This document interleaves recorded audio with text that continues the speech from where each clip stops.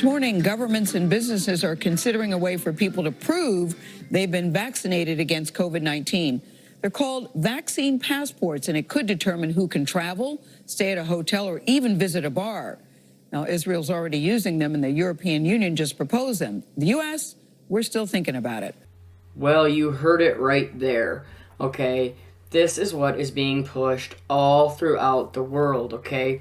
And now, that was obviously the United States, mainstream media, but, check this out. This is coming from Canada, okay?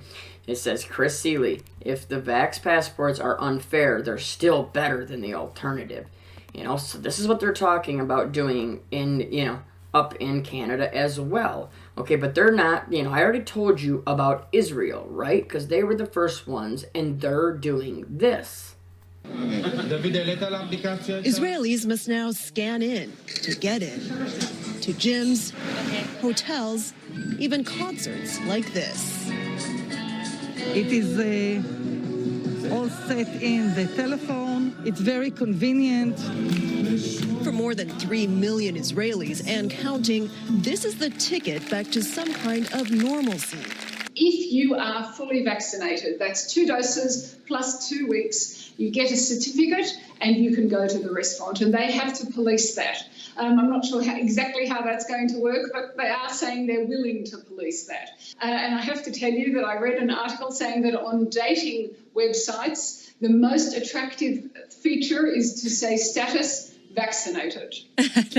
That's the new elite status. This is the green passport, and this is going to be the path of many countries. Many countries. This is the green passport, and this is going to be the path of many countries. Okay, but they're not the only ones now that are, they're the ones that are already doing it, but there's multiple countries like Canada, and not only them, you have Australia doing it as well. Check this out. Vaccine passport displayed on your mobile phone is reportedly being considered in New South Wales as the ADF is brought in to speed up the COVID jab rollout. Chair of the Coalition for Epidemic Preparedness, Jane Holton, joins us now from Melbourne. Jane, good morning to you. Vaccine passports, a good idea?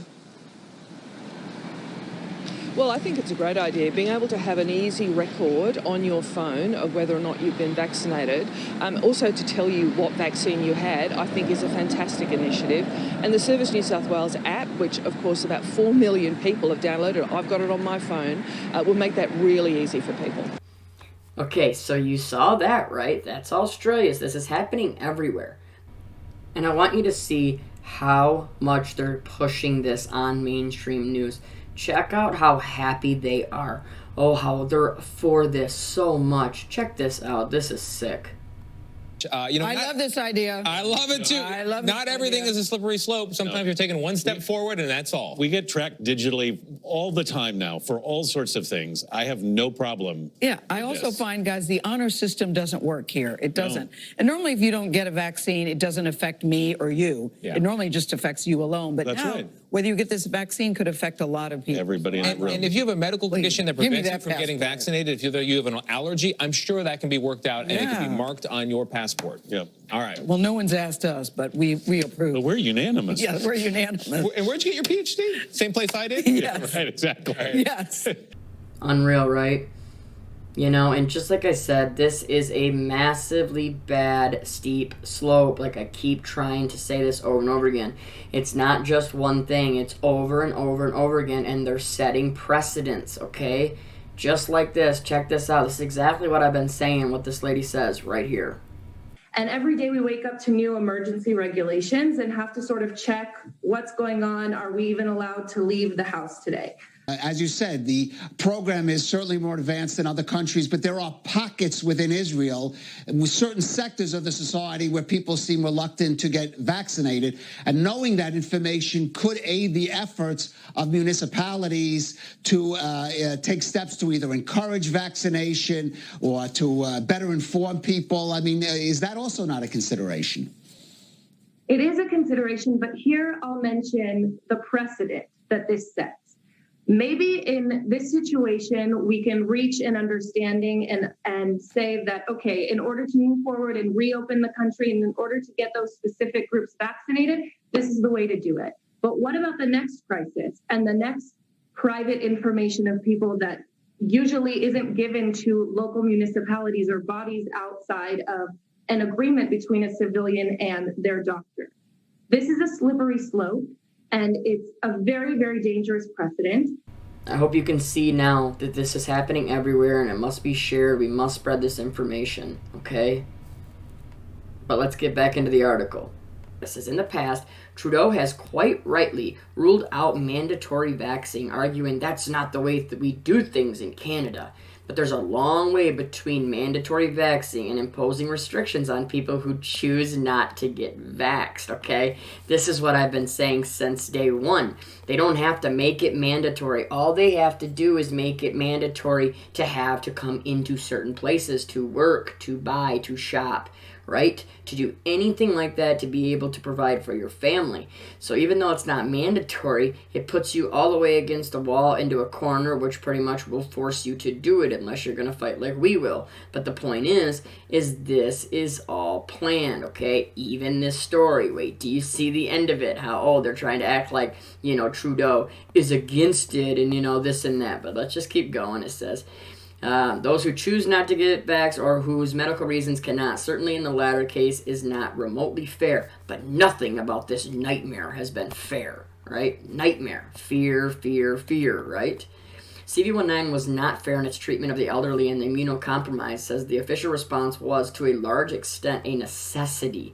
A series of educated best guesses about which businesses and pastimes to shut down.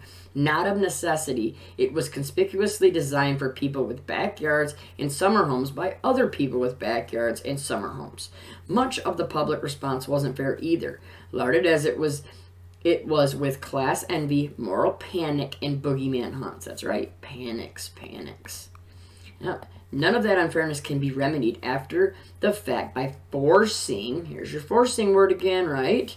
Everyone to wait the maximum amount of time to get back to normal at once. See?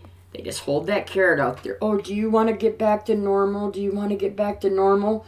Blah, blah, blah. There is no going back to whatever you thought was normal in the first place. Whatever you thought was normal wasn't even normal anyways. It's been changing every single day for as long as you can think, taking away more of your rights, more of your, your freedoms, etc., etc. There is a compelling argument to be made that once the most vulnerable people are vaxxed and enough of the rest such that the hospital and ICU occupancy begins its final downward trend, things should open up with reasonable precautions in earnest. The less risk an otherwise healthy person's infection poses to the vulnerable, the less it's the state's job to prevent that person from taking their chances. In certain parts of the country, says, I suspect the government will have much to purchase. Says, I don't live in one of those parts. Here in Toronto, people with considerably sway will be calling for restrictions on everyday life long after the last willing person is vaxxed. Now, are you catching that? They're trying to say, look at this. People will, look at the people with considerable sway. The control, right? The people that are in control will be calling for restrictions on everyday life long after the what? The last willing person. So after that, they're already telling you, look, there's going to be restrictions on everyday life. What's that going to be? Mandatory VAX, right? That's just the upper Canadian temperament. There's nothing that can be done about it. It says, if the idea of presenting papers to participate in normal activities makes Trudeau queasy, yeah, right, it doesn't, but, that's how they're trying to make this look. That's a good thing. We should be proud to live in a country where you don't need to carry identification, let alone your medical history through its practice, as with Israel's green passes, like I just showed you, okay, for concerts and restaurants and gyms. It's just a piece of paper with a QR code on it. Yeah, it's just everything. It's in your entire life getting, taken away. You just don't even get it. But check this out. This is how the last paragraph is so important. But Trudeau has shown no civil libertarian instincts on any of the far more important issues in play during the pandemic. And luckily, here it is, and luckily, it's not really up to him. If Ontario or Quebec or British Columbia want these vax passports, they can implement them. If gross domestic freedom and happiness increase as a result, Bring them on. Did you just hear that? Wow, right?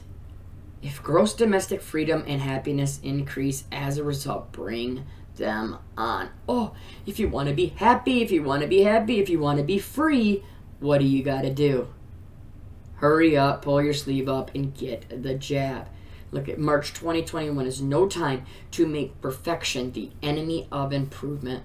They are going to use this as far as they can, okay? And trust me, just like I said, this is what it's going to go to. Look at most employees want mandatory CV19 vax at work. Oh, really? I'd love to know who they were polling, right? And these type of, this thing right here. I just don't believe it. 7 in 10 employees who started working at home during the pandemic say their company should introduce mandatory CV19 vax before workers are called back to the office, right? Of a new survey. Yeah, I bet you, your nice mainstream survey, right? And who are they going to have implement this, right? We've been talking about this for a while, right? Look at this from just a couple days ago. Vax rollout. Are military leaders the right people for this job? Of course they are. That's what it says down here. I'll leave links to all this, okay? But yeah, logistics are so easy. They're already in place. They know how to do this kind of stuff on this big of a scale, right? It all lines up so perfect for them, right? And you even got stories like this one right here. Look at this. Because I've been talking about the P1 variant, right? And that's definitely going to be coming around. I'm going to have another video coming out tomorrow, and it will be talking about how they're pushing so hard, saying that this new surge is coming because of spring break, okay? And guess where? What's one of the biggest places for spring break? One of them, right? Down in Brazil, Rio, you know what I mean? Rio de Janeiro. So you got to realize that they're using everything like this. Now listen, look at Brazil official who proposed the bill against the mandatory CV vax dies of the CV, right? How convenient, right? That the guy that's pushing it so hard and you didn't listen, we didn't get it, pushed all the way through, he died because of it. What does that do? Sets it up perfectly for them to say, look, he needs it more than, we need it more than anything. You can tell, look how important it is, But you can see everything that's going on here. I mean, it's not very hard to see. And what's really pathetic to me is when you see stories like this, community CV19 vax clinic vaxxed 250 people at a church. Yeah, how nice, right? Just, it's just messed up, It says he and Maryland National Guard Brig General, look at National Guard, right? The General Janine Brickhead on Saturday visited Union Baptist Church in Baltimore, where a partnership between the state, the National Guard, Safeway, and the church made the clinic possible.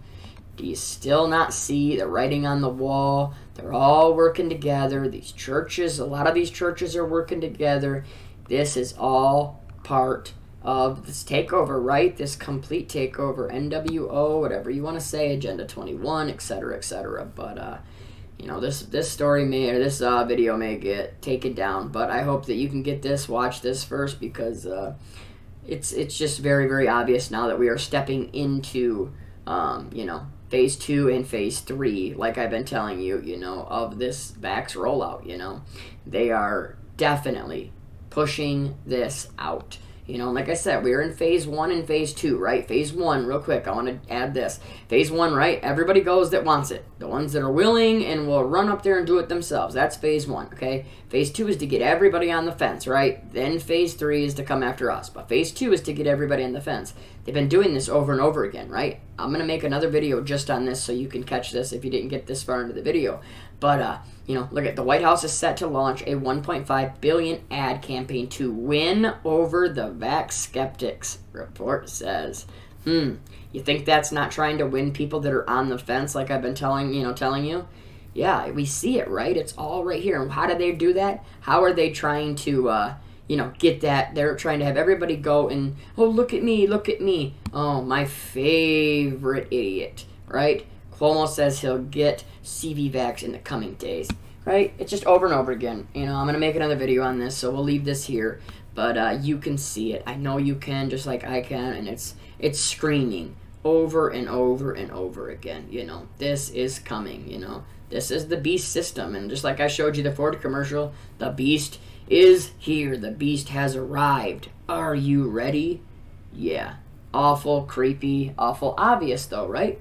But like I always tell you, there's no fear, no panic. Continue to pray, continue to have your faith, continue to stay in the Word, continue to protect your family, continue to prepare, but promise me, please, that you will not listen to me and take anything I am saying to push you towards fear, push you towards panic, anything like that. If I ever do that to you, leave me a comment down below, and I would love to talk to you and just try to explain some of the information in another way if that's what it takes. All right? Everybody keep fighting with me. We will get through this. We will win in the end. No matter what, good defeats evil. I love you all. We'll talk to you soon. God bless.